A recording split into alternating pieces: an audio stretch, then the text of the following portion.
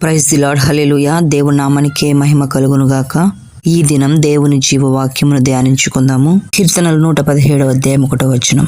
యెహోవా కృప మన ఎడల హెచ్చుగానున్నది, ఆయన విశ్వాస్యత నిరంతరము నిల్చును. దేవుని చేత నిర్మింపబడిన సమస్త ప్రజలారా, ఈ దినం ప్రభు దినము. మనమందరము సమాజముగా కూడి ఈ దినము యందు ఆయనను సంతోషించి ఉత్సహించి ఆయన మన ఎడల చేసిన అనేకమైన గొప్ప కార్యములను బట్టి ఆయన నామమును మహిమపరుచుకునే గొప్ప పర్వదినము.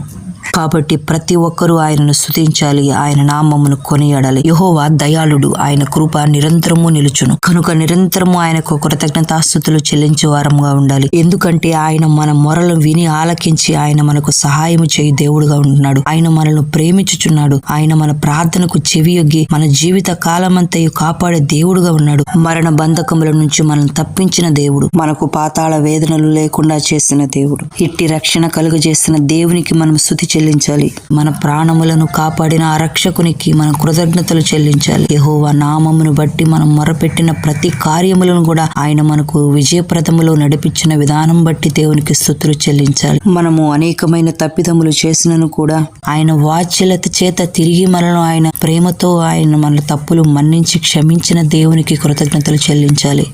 మనము కృంగిన స్థితిలో ఉన్నప్పుడు లేవనెత్తిన దేవునికి, నలిగిన స్థితిలో ఉన్నప్పుడు నడిపించిన దేవునికి కృతజ్ఞతలు చెల్లించాలి.